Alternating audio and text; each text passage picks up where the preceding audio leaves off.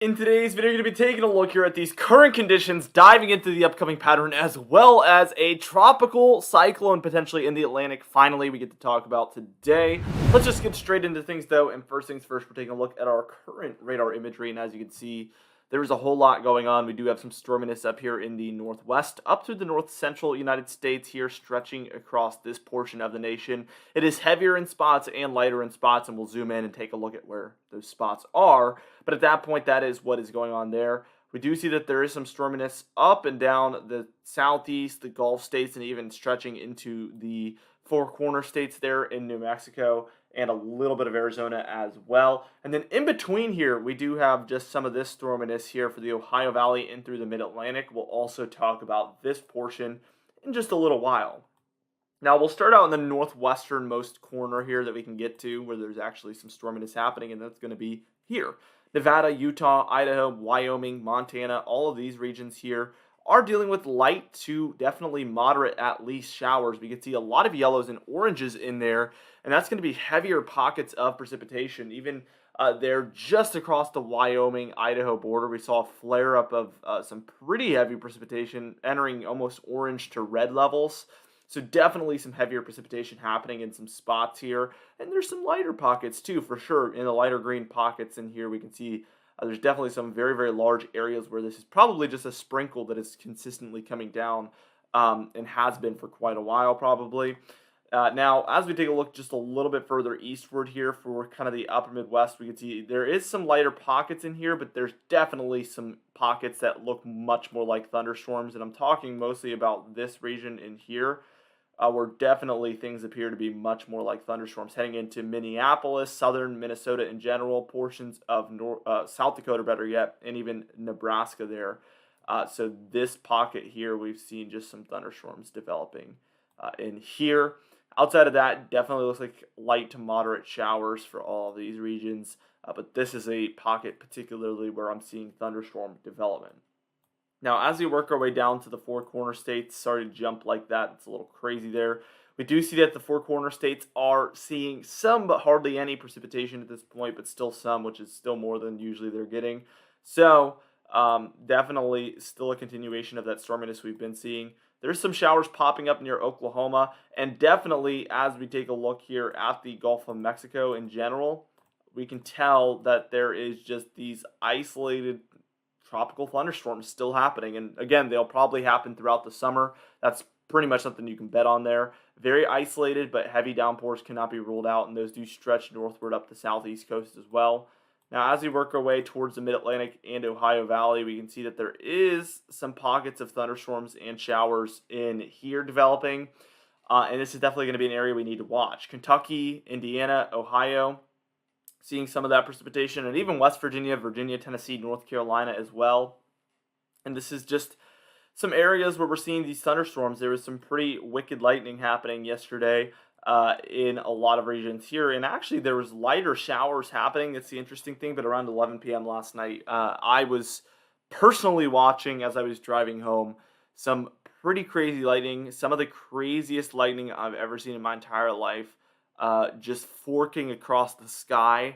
And when you look at the radar, it was just greens and yellows. So it was very interesting. It wasn't, didn't really look like a thunderstorm, but there was definitely lightning and thunder happening. And just it has to be the craziest lightning I've ever seen in my life. I wish I got it on film. I did record a little bit, but it was mostly done by the time I got to record. So it's very unfortunate, but when I was first driving home, my jaw was dropped. It almost stopped me on the road. Like I almost had to just completely stop and keep watching. Absolutely crazy stuff. I hope everybody gets to experience something like that at least once in their life because that was truly incredible. Now what we're going to do is we're going to move on. We're going to move on from this. We're going to talk about the upcoming pattern. We're going to move on from the upcoming pattern and talk about the tropics because now there's actually something to talk about in that department. And then we'll go ahead and talk about the severe weather as well. Now here we are taking a look at the upcoming pattern. As we work our way towards this afternoon, we can see some storminess happening here in the eastern part of the nation, but also in these areas up here where we've been talking about here in the kind of north central and northwestern United States. As we approach tomorrow afternoon, which will be Sunday, we can see the eastern United States is seeing some storminess in here still. And this area out west has moved a little bit further eastward towards the Four Corner states, but also mostly the upper Midwest. And then we can see for the entire eastern fourth or third of the country there, we're seeing quite a bit of storminess continuing on. Now, by Monday, the 8th of August here, we can see this continuing storminess in the eastern United States. It just continues onward. We can see that the south-central United States, including the eastern Four Corner states there, we're seeing some storminess continuing in that region as well. Tuesday afternoon, which will be the 9th of August here, we could see that for the southeast up through the northeast, more widespread throughout the southeast for sure, though. We're seeing quite a bit of storminess here still taking place for like the fourth day in a row, at least there on this model run. So really crazy stuff. We're also seeing up and down the west coast some very isolated and scattered showers, and especially as you work your way down to the southwest here, we're seeing more persistent showers down there. Now, Wednesday the 10th here, we definitely have quite a bit of storminess still taking place in the eastern United States, but not only that, throughout the west, there's a couple of pockets of showers and thunderstorms definitely taking place in there as well. The eastern United States, it's just crazy how much persistent precipitation is taking place here, and even by the 11th here, which will be Thursday, really crazy to see this still continuing on. And if you look at it, I mean, it's almost horseshoeing around here, where we have a dry pocket in between. And then also for the west coast, there's not a whole lot happening either up here. Now, as we work our way towards Friday afternoon, you can see things are a lot quieter. The southeast is dealing with some of this precipitation, but outside of that, I mean, not a lot to speak of in the United States. Even by Saturday, it's a lot of the same. We see some activity around the Gulf, some up here in the Northwest, but really nothing too huge going on. Even Sunday, it's the same story. I'm not even going to draw anywhere on that. Monday night, we start to see some storminess develop out west here for the Rockies and the Four Corner states, but still not as active as it has been. So by the time we're reaching the middle portion of the month, it could be a lot less stormy for a lot less people, and it's definitely something that we need to talk about. Now, for the total precipitation through the next 10 days, here we are. If you're anywhere in the whites, we're taking a look at practically no precipitation. Your grays would be about 1/10 of an inch or less of precipitation. Your greens would be 1/10 of an inch to 1/2 an inch. Your blues would be 1/2 an inch to 1 inch. Your yellows will be 1 inch to 2 inches, your reds will be 2 to 5 inches, and then your browns will be 5 to 10 inches of precipitation. No surprise here that the eastern United States is seeing the most precipitation. Now what we're going to do is move on and take a look at the upcoming temperature pattern. Now here we are taking a look at that upcoming temperature pattern. We can see there is some cooler air around for the northwest, but outside of that, very, very hot looking in general. Now, it's the same story by the time we're reaching tomorrow, Sunday, August 7th. We can see some heat really underneath this. There is some neutral temperatures underneath that, but it's really hard to talk about things that are that all over the place, really. We do see just these cooler temperatures continuing, but moving further eastward here by Monday the 8th.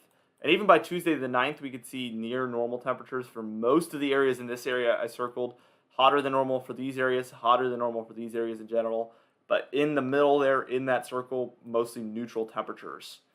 And by the 10th here, it's something like this with the neutral or below temperatures, basically.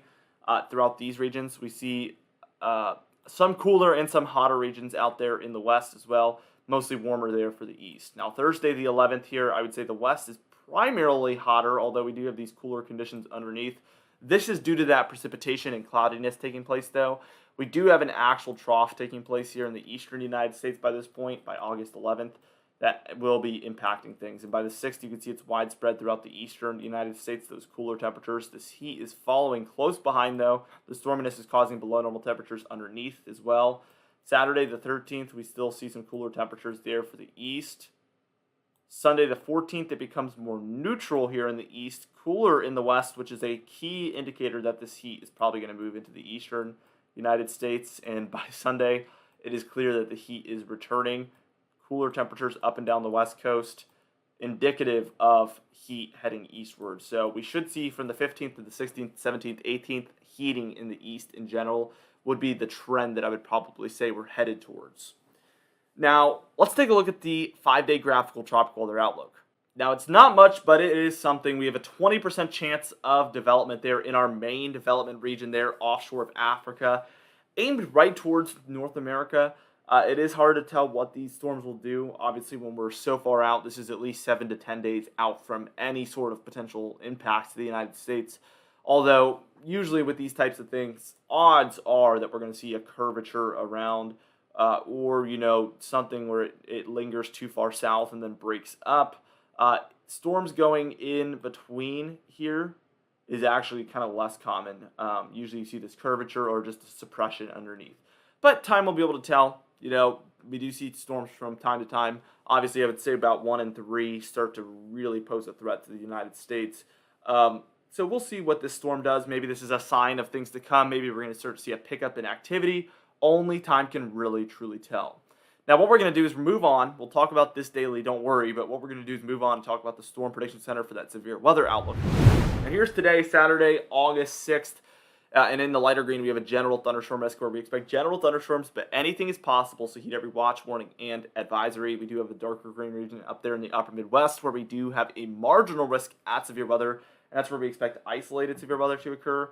Now for day 2 here, we have just a very large general thunderstorm risk here for Sunday, August 7th. So again, still heat every watch, warning, and advisory. And then day 3, it's a lot of the same, except we have 2 of these areas, one for Washington and Oregon, and then one there for a very large portion of the United States on Monday, August 8th.